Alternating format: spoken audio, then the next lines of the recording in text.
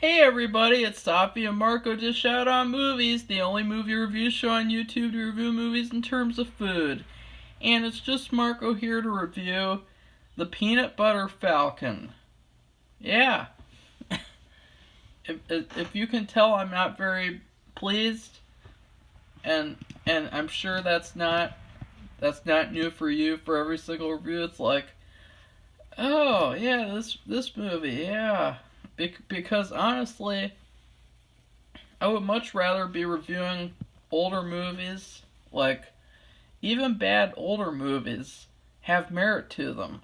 But the movies that come out nowadays, like this year, they all feel like uh, studio manufactured products. Like, they don't feel like pieces of art. They don't feel like they came from ideas. Except for a few, like, I think that Glass, even though Glass was horrible, I appreciated how original it was in some areas, and I thought that that movie had merit to it, but then you have movies like this. And now, I'm not bashing this movie a lot because I think that it was a great effort in some respects. I think that the main kid, he was great actually in this movie. I liked him quite a bit in this movie. I thought that he did a fantastic job, and I thought that, like, if he had a better script, then this movie would have easily been able to make the top 10 of the year, because him and Shia Labeouf together too. I mean, wow, they're a great duo. I gotta say, I wasn't expecting how good of a pairing they would be, because it was like they fit together perfectly. Like, you could probably even do another movie with them starring in the main roles, and I would watch that. But anyways, the reason I don't like this movie, there's a lot of reasons. Number one, and now this would be true if it was anyone, it's not the fact. It doesn't have anything to do with this kid. But I mean, most of the movie he's running around in his underwear, and that bothered me. It was uncomfortable to watch. It was hard to watch. It was weird. It was like a dream. It was like when you're writing a story, and you think of an idea for 2 seconds, and you think for those 2 seconds, ooh, this would be really fun to change things up, and then you realize a couple of seconds later, oh god, that wasn't a good idea. Like, that's what this is with him. I mean, most of the movie he's running around in his underwear, and it's so weird to watch, and and uh and he's such a good actor in this movie, and so I would just, like, look off to the side and look off screen and just listen to him, because I didn't want to judge him based on him running around in his underwear. And you know uh, and something else that really bothers me about this movie is the plot itself. There's lots of people this year, and they've been criticizing Joker for quite a bit of reasons, including me. I mean, if you wanted me to pick apart Joker, I could easily. But these people, the same people who said that Joker is bad because it borrows from King of Comedy and borrows from Taxi Driver, the same people who said that would then watch this movie and say that this is like the best movie of the year. It didn't copy from anything, and, like, this movie, it copied from a lot of things apparently.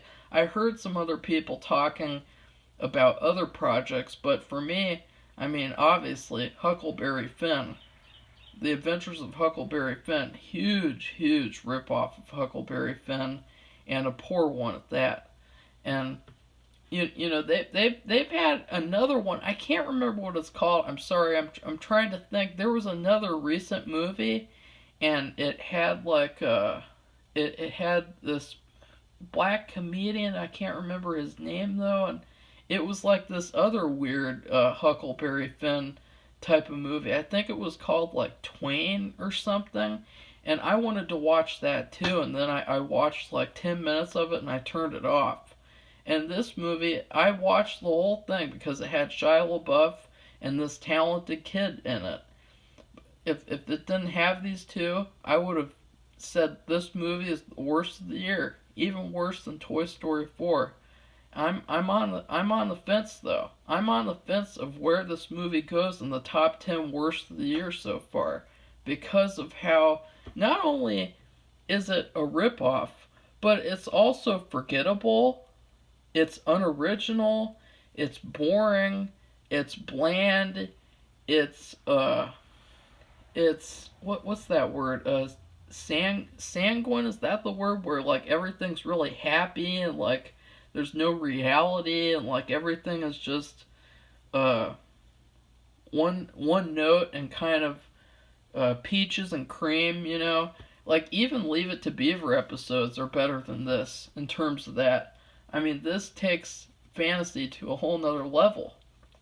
This movie was written by people who have delusions of grandeur and by people who don't know how to write good stories, I guess. Because right off the bat, and now this isn't really a spoiler, but it kind of is, it kind of isn't. The main kid, Zach, he stays in this room with Bruce Dern. And I actually liked the opening. I was really excited, like, ooh, this might be a fun movie, like him trying to escape this place for like 20 minutes and like him devising a really funny way to get out and everything. But no, it's like it's so cliche the way that it happens. And let's just say Bruce Dern helps him, and Bruce Dern did a really good job too for the limited time he had. But the problem is he told him take off all your clothes except for your underwear, and then rub this I think it was body wash all over yourself, and that'll help you squeeze through the bars that I just squeezed open. And so he's able to get himself through. And now the problem that I had with this was Bruce Dern then proceeds to do nothing. He doesn't proceed to give him his clothes back. He doesn't give him any supplies. He doesn't give him any food. He doesn't give him a compass. He doesn't give him any protection. Protection meaning like a Swiss Army knife or something. Or maybe like a fork, I don't know. But he doesn't give him anything. He just lets this kid run off in his underwear and that's it. Like, what? You just squeeze those bars open and you can't even help him with his clothes? What the hell? And so anyway, Shia LaBeouf's character, he has a rocky start too. He's like a thief. He's like a deadbeat, like a loser who needs this fishing sort of job, and he's stealing things from people. And then you have these really stereotypical rednecks who are like even worse characters than Japanese people in the 40s movies, and then he does something to these people that makes no sense and is completely out of nowhere, and then that's his reason for running away, and then they meet up, and actually the movie gets okay when they meet up and they're like going on an adventure together and having to survive with each other, because Shia LaBeouf just treats him normally. And that was really cool, and as I said, Shia LaBeouf did a fantastic job for the most part. We'll get to that. And there was one scene in particular that I really liked where they were, I think they were on the beach together or something, and Zach was saying that his coach would keep calling him retarded, and he would keep saying like, "Oh, you don't just do whatever, I don't really care." And Shia LaBeouf is like, "Your coach sucks. Did you ever win anything as a team? Like, did your coach ever like help you and like help you get better and help you improve or treat you normally with respect. And like, no, he didn't. And it's like, that was a great scene. Like, out of everything in the movie, that was a great scene, and it really made me happy. At least there's that great scene. And then let's talk about Dakota Johnson. Ugh, God, Dakota Johnson. Ugh, ugh, ugh, ugh. That's what I'm saying about Dakota Johnson, because she was in my favorite movie of 2018. My favorite movie of last year, Bad Times at the El Royale. That movie is perfect. It's perfect for what it is. It's a perfect movie. It's a fun movie. It's a great movie. It's enjoyable. And there's payoffs. There's great characters. Dakota Johnson is great in that movie. The way that she acts, and she does a really good job. And then she's in this movie, and oh my God, I've never been so disappointed in an actress before. Well, actually, yes, I have quite a bit of times. But with other movies that were better, at least, than this movie. But oh, Dakota Johnson, most of the movies she's being Bruce Willis in Glass in this movie. That's how bad she's being in this movie. She's sleepwalking through this movie. Oh my God. Oh. They should have gotten that girl from Disturbia. They should have said, you know what? Shia LaBeouf and that girl from Disturbia had great chemistry. Let's put her in this movie and call it a day, because I don't think that actress has gotten anywhere, so we can afford to get her in this movie. And, like, please people, let Dakota Johnson get some more experience before you put her in these important type of movies, because it just shows the same thing has been happening with filmmakers. You have these indie filmmakers. They made like one movie that's a huge success, and then boom, you say, okay, you do this, and you do this, and you do this, and you do this, and then everything they do after that is terrible. And you know why? Because you're not letting them grow naturally. You're just plucking them away. Oh, this person's hot right now. I'm going to pluck her up and put her in this picture and put that one in this picture. I don't care if they do a good job or not, but they're hot at the moment. And by hot, I mean trendy. I'm not talking about her attraction level. Because obviously she's a very pretty woman. And there's no debating that. I'm sorry. There's no debating that. And then let's talk about the rest of the movie. There's a scene where they actually meet. Shia LaBeouf meets Dakota Johnson. And it's the weirdest... It's a weird movie scene if I've ever seen a David Lynch movie crossed over with some sort of a weird Italian horror movie. And it's them talking in a gas station, and like they're barely talking, like they're barely speaking words. Like Shia LaBeouf is doing his little, when, and like Shia LaBeouf is in like my top 10 favorite actors, so I'm not, and he's the best part of this movie. But there's this little thing that he likes to do sometimes where he takes a couple of sentences and he kind of stacks them on top of each other like it's a machine gun, like, and then at the same time while he's doing that, Dakota Johnson's walking away and she's going like, and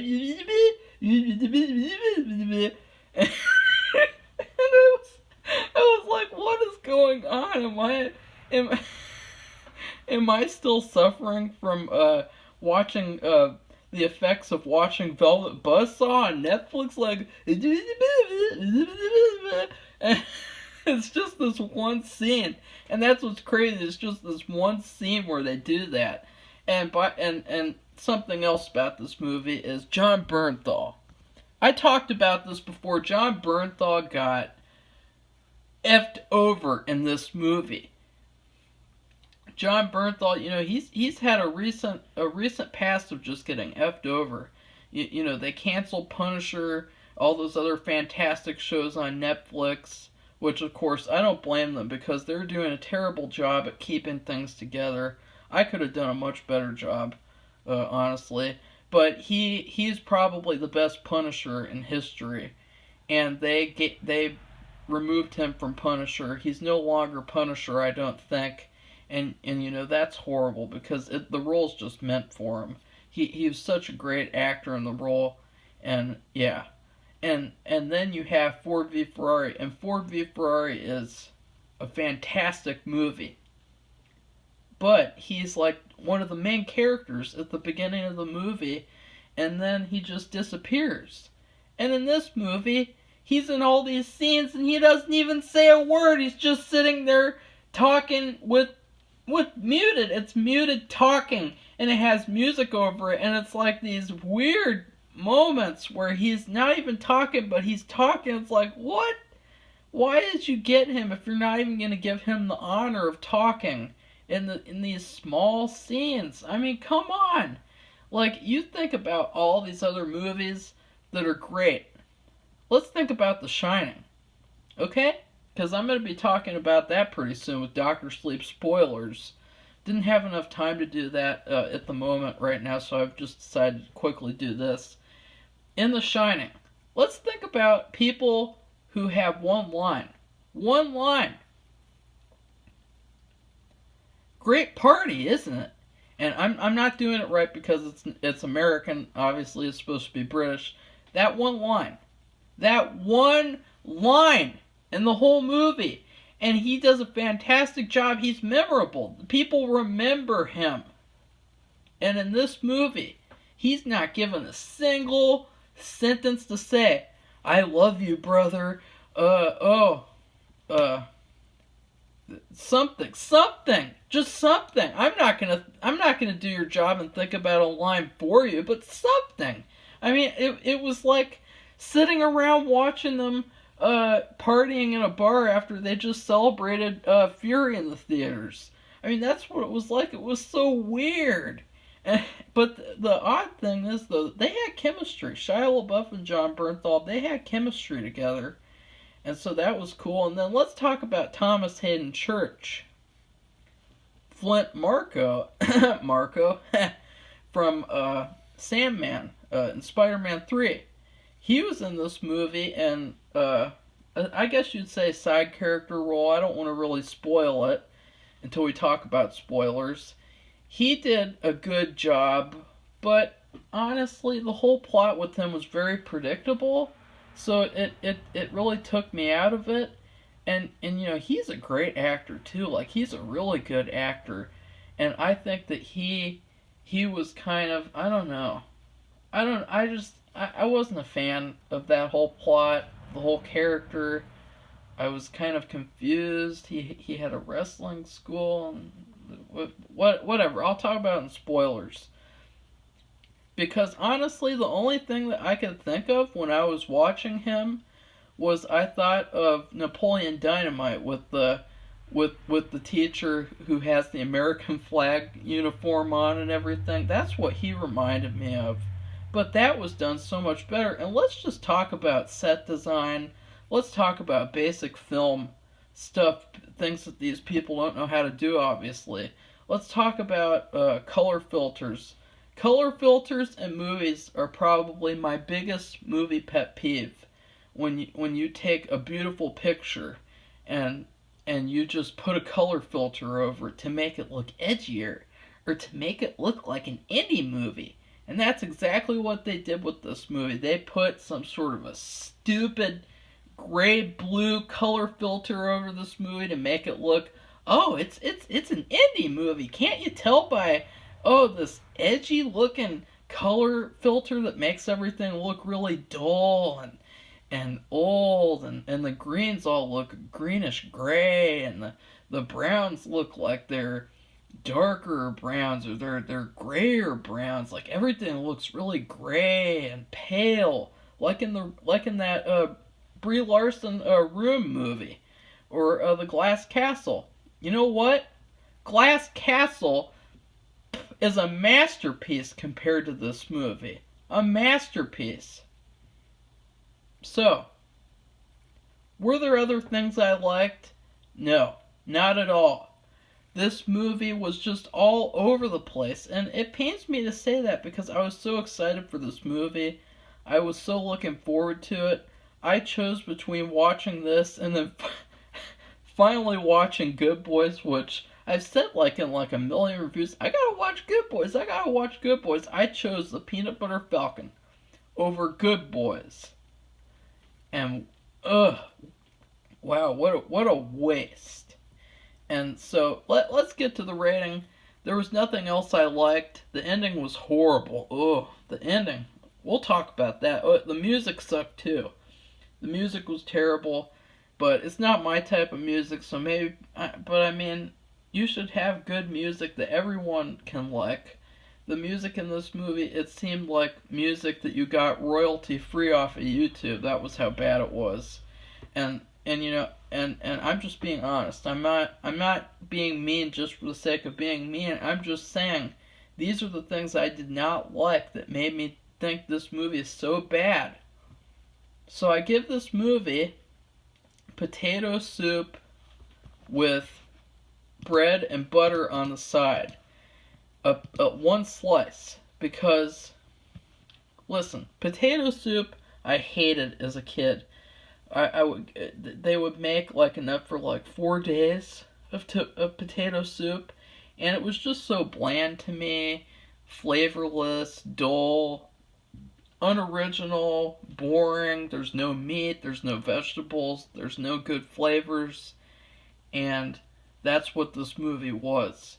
And on the inside, you're expecting ooh, at least can I have some big pieces of potatoes? But no, you can't, because you gotta have these little tiny pieces of potato that kind of disappear here and there. They're mushy, they're gooey, you can't even bite through them because they're so gushy, gushy. But then on the side, you have this one slice of bread with butter smeared all over it.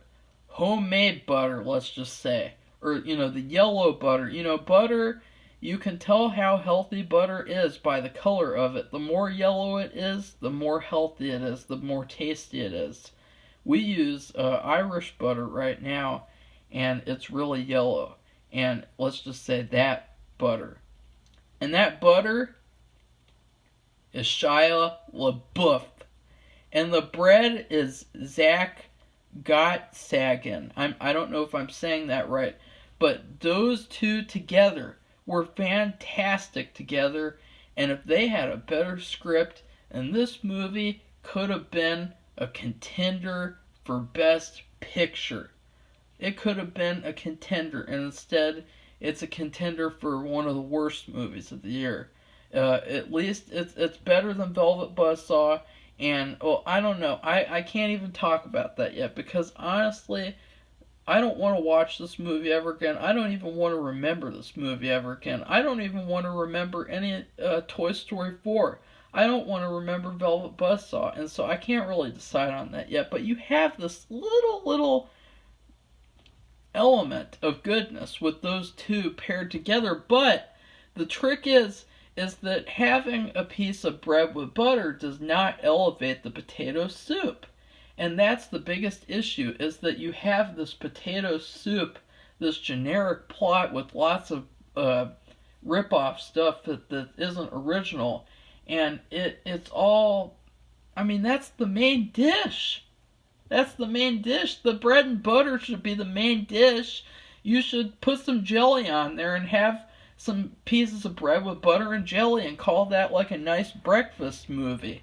But instead you had to make this horribly bland potato soup meal. But anyway, that's what I thought. Now let's get to spoilers. Spoiler alert for the Peanut Butter Falcon. He gets his name Peanut Butter Falcon while he's getting drunk with Shia LaBeouf around a campfire like in the first Pirates of the Caribbean. That's what it felt like, the first Pirates of the Caribbean, when Jack Sparrow and Elizabeth Swann are getting drunk together on an island, and they don't think they're ever gonna get rescued. That's what it felt like. It was so weird. It was so weird. It made me roll my eyes. The Peanut Butter Falcon, you know what? It would have been much better if like from his childhood he had this character in mind for himself.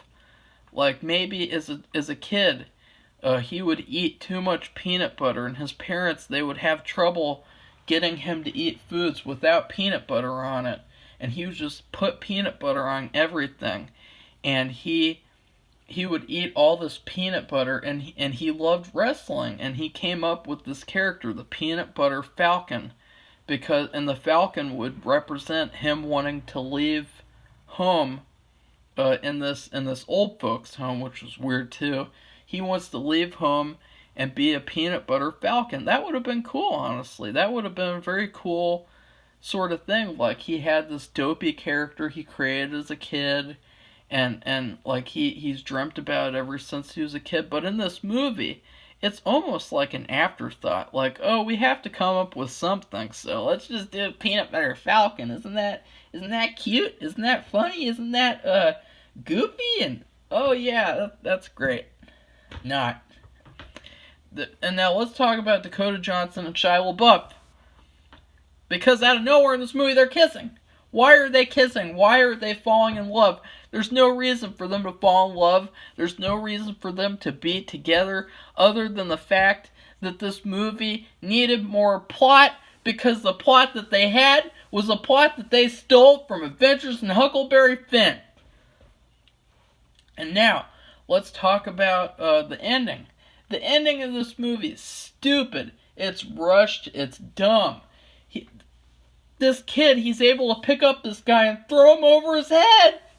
He's able to throw a grown man over his head like a giant monster. Just throw him over his head. Why is he able to do that? Why would you do that? It was so weird.